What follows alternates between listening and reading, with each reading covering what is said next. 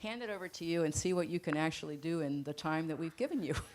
Actually, I thought the 15 minutes is because this fell right in the middle of my clinic. And so, but it turns out this is one of the most widely understudied cancers that you'll come across. And so I perhaps struggled to find enough data to fill 15 minutes of time. So this is largely a clinical talk because there really is very little data to study this problem. And I wish I was here for Malcolm's talk because maybe Malcolm gave some insight that can help explain some of the clinical observations vis-a-vis male breast cancer. So I wish I would have had a chance to see your talk to see if there's any possibility for you to explain some of what I'm about to show. So the discussion should be interesting. Oh, by the way, for any of you who happen to have ever spent time in my clinic, now you see why I run late, because I'm dashing off to give talks in the middle of clinic, so I apologize for that. So in terms of breast development, comparing males to females, there is estrogen stimulus of the breast tissue, and of course androgen can antagonize those effects during development. And at puberty in boys, there's an increase in both estrogen and testosterone, and indeed transient proliferation of the ducts in the stroma, followed by involution and ultimately atrophy of the ducts. Lobular development, which requires both estrogen and progesterone, is usually not observed in males. Now, there are two important disease states in male breast disease presentation. One is just a benign breast enlargement called gynecomastia, and the other would be true malignancy. Fortunately, the majority of lesions in men are indeed benign, so not to worry. There are other benign entices that can arise in the skin and subcutaneous tissues, including fat necrosis, for example, post-traumatic necrosis, lipomas, a benign tumor of adipose or fat tissue, and then epidermal inclusion cysts. But those are all benign conditions that are readily distinguishable from malignancy on biopsy. Now, in terms of gynecomastia, observing gynecomastia in a male is not always a good thing to find. There are numerous disease states that are associated with gynecomastia, so this syndrome does require a medical workup indeed and shouldn't be ignored clinically. It can be physiologic, hormonal. Klinefelter syndrome, as you know, is an abnormal karyotype, XXY, and that has been associated with gynecomastia. Hypogonadism also is associated with gynecomastia in males. Cirrhosis of the liver, renal insufficiency, idiopathic. Neoplasms outside the breast can be associated with gynecomastia. And, indeed, adrenal carcinoma, pituitary adenomas, and hepatocellular primary liver cancer can lead to gynecomastia. Then there are a host of drugs that have been associated with benign breast enlargement in males. So that's always probably the first thing that one does in the clinic to assess this condition is go through the drug list. Now, male breast cancer is uncommon. It's less than 1% of all malignancies in men. And indeed, only about a little less than 1% of all breast cancers occur in men. But since breast cancer is so common, with over 200,000 diagnosed a year in the US, about 1% of 200,000 is going to be over 2,000 people. So 2,360 men, it's estimated this year, will be diagnosed with breast cancer in the United States. And about 430 of those men will die from the disease. So it's not inconsequential, even though it's uncommon. Stage for stage, men with breast cancer have a similar survival rate to women with breast cancer. For example, men with positive lymph nodes at diagnosis but no distant metastasis enjoy about an 84% 5-year overall survival rate, not dissimilar from women. Indeed, men have a worse outcome if you don't correct for the non-cancer causes of death, because males tend to get breast cancer a little bit older age, by about 5 years, and they have more comorbidities and more likely to die of other causes compared to women. So to do careful studies in terms of the epidemiologic comparisons to look at outcome, you really do have to match carefully the groups that you look at and control for death due to other causes beyond cancer in males. Now, in terms of risk by age, on the top in panel A is the risk by age at diagnosis for women. And you can see there's that little hook in the yellow line for women, which has been explained by the menopause. And perhaps Malcolm obsessed over this curve earlier. Did you? Did you explain that to everybody? Good. if he didn't obsess, then you've missed the true Malcolm. We should all meet later at the bar, and we'll spend more time talking about that. Now, in men at the bottom, you'll see that hook is absent because this is evidence that men don't have the menopause, right? That's the lesson learned in that case. As I mentioned, the age of diagnosis, that the mean for males is about 5 years older than women, so about 67 instead of early 60s. And less than 6% of cases occur in males under the age of 40. So young age in onset is indeed rare. Now, if you look for improvements in outcome over time, we've done better in the case of female breast cancer, which is shown on the right-hand figure. Over the decades since the 1970s, there's been a decrease in the risk of death from breast cancer, and this is partially a consequence of early detection methods improving, mammographic screening to be sure, and also a consequence of better postoperative adjuvant therapies, which have reduced mortality from breast cancer as well. So manipulations like chemotherapy, hormone therapy, HER2-targeted therapy, all those have had an impact with about a 1% decline in breast cancer mortality per year over the past decade in the US and in the EU. If you look at men on the left-hand side of the slide, similarly, there also appears to be a decrease in the hazard ratios for cancer death. And again, presumably as a result of better treatment and detection methods in males as well. Now, the most important prognostic factor for male breast cancer is clinical stage at the time of diagnosis. But it turns out that stage for stage, the prognosis is almost superimposable to women with breast cancer. However, men usually present with a later stage because usually male breast cancer presents as a painless mass condition. It's often confused for some post-traumatic injury. But since it's painless, men usually think it's just a pulled muscle or nothing to worry about, and they'll neglect it and not see their doctor, as we men tend to do. And then after a time, they'll eventually seek medical attention when you start to get symptoms like pain or an obvious tumor mass. And by then, the stage is already higher compared to, let's say, occult mammographically detected female breast cancer, which can be detected at a very early age. So this is a large data set from the SEER registry, including nearly 2,000 male breast cancers. And stage is a powerful prognostic factor. And unfortunately, men tend to present with stage 2 or 3 disease more often than not. Risk factors for male breast cancer, as I showed you, it increases with age. Prior radiation of the chest, for example, for Hodgkin's disease or other malignant or even benign conditions. Exogenous estrogen as treatment for prostate cancer. Gender reassignment procedures. Liver disease, as I mentioned, that can be associated with hyperestrogenism, androgen deficiency due to testicular dysfunction, and finally, BRCA2 germline mutations, which can cause familial breast cancer syndromes, are particularly common in male breast cancer, and I mentioned Klinefelter syndrome previously, the XXY karyotype.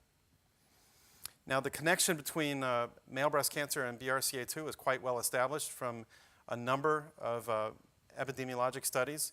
It varies somewhat by study population, but on the order of double-digit percentage frequency of male breast cancers will have an underlying BRCA2 germline mutation. And in one study among men with breast cancer and a first-degree relative with breast cancer, approximately 11% were carriers of a BRCA2 mutation. So this is a red flag in our clinic. If we see a male with breast cancer, it triggers an automatic referral for consideration of genetic testing.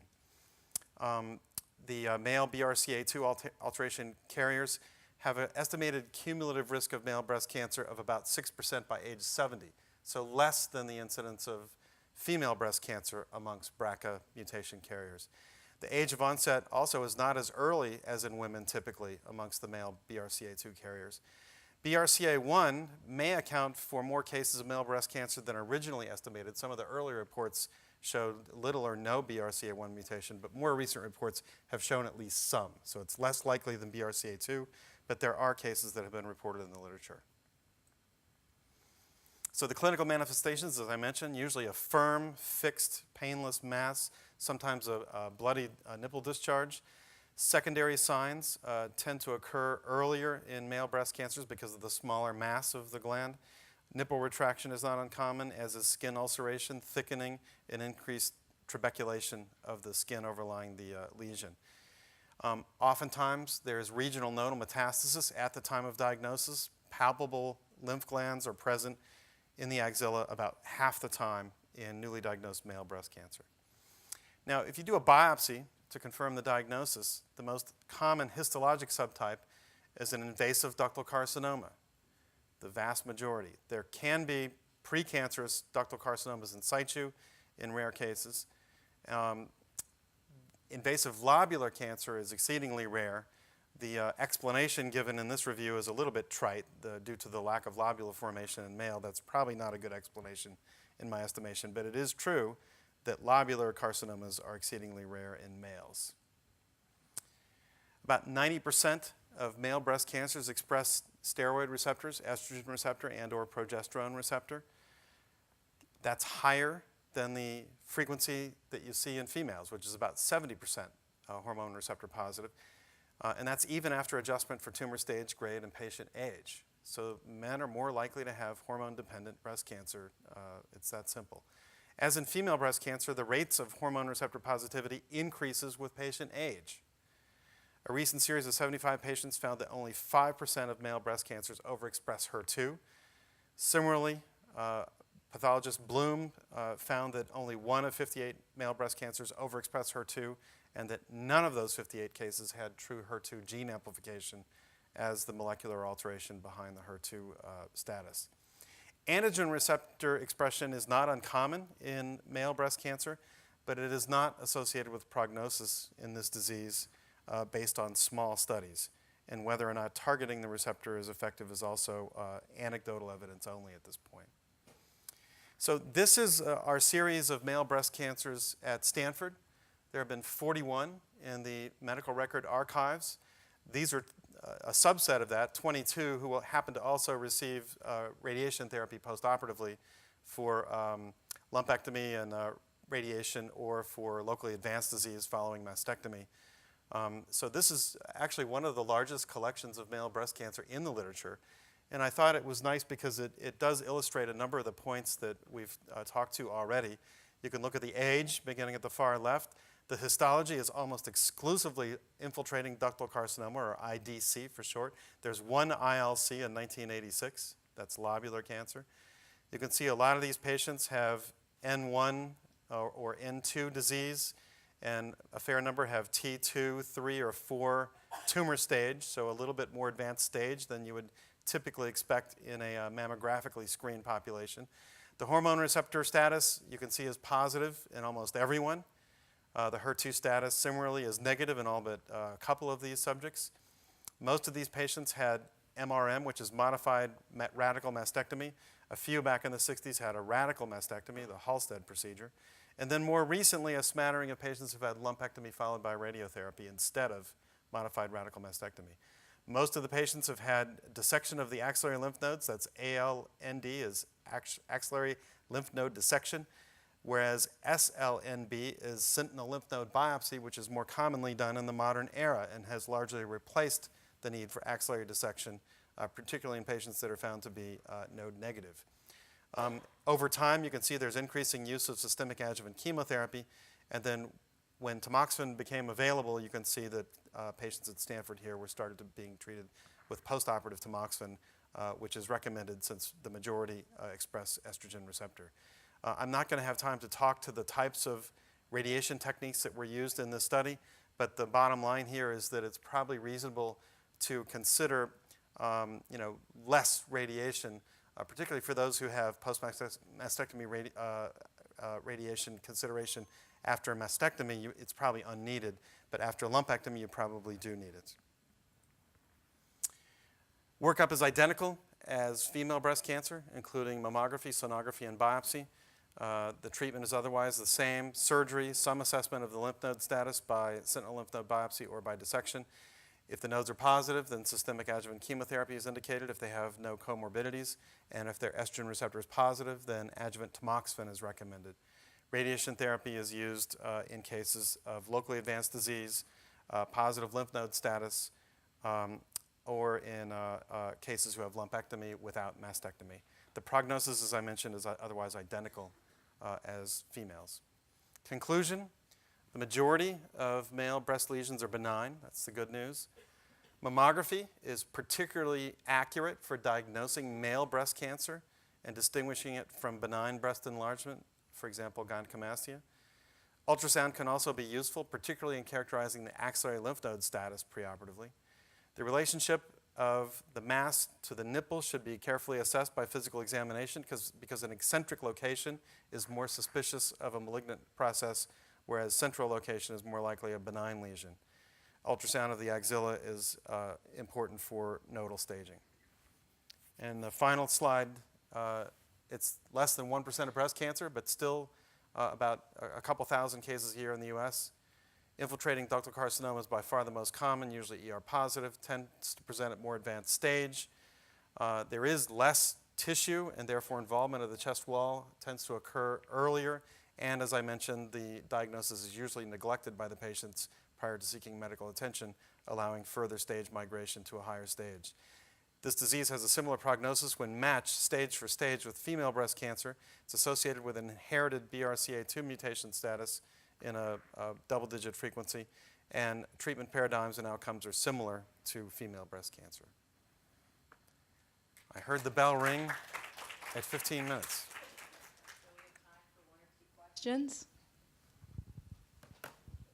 I noticed on your set you had 4 that were under 40 and 2, one around 51 or 52, which is actually a relatively high percentage of about 20 or so cases.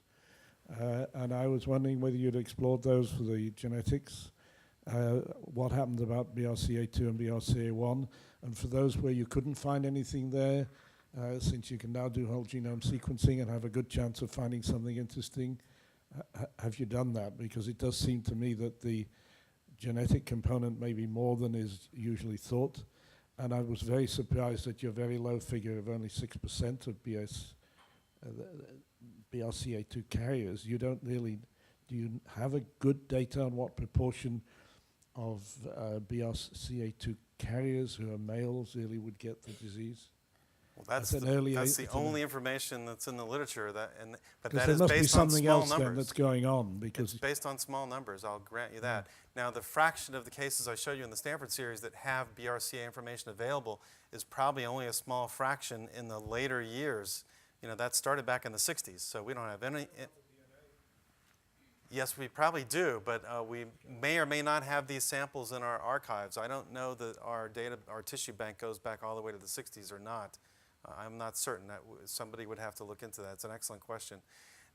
Now, are there other familial or germline causes that predispose to male breast cancer? I bet there are.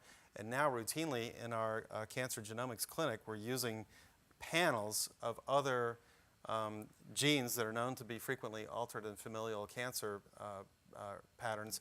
And I'm sure some of the male breast cancers that are seen that aren't BRCA mutated are considered for those kind of panels with our geneticists. But I'm not familiar with any data. So whole genome, I have not seen literature yet on male breast cancer. That has yet to be done. I did not find a single paper. I found a couple papers on expression array analysis and copy number variation in male breast cancer, but I have not seen any whole genomes on male breast cancer of late. So as I mentioned, this is an area that needs to be studied. Are the patterns of metastasis similar? They are. Extremely, this disease phenocopies breast cancer in elderly women who have a high frequency of steroid receptor positive disease, more indolent clinical course, response to endocrine manipulation. First site of metastasis is often bone and nodes. So very much reminiscent of elderly female breast cancer in terms of phenotype and expected response to therapy. So now when they go on the internet and look for male breast cancer, they're going to find your slides. Your Great. talk. Good. You'll become the world authority. Yes. Thank you so much. Thank you very It was great.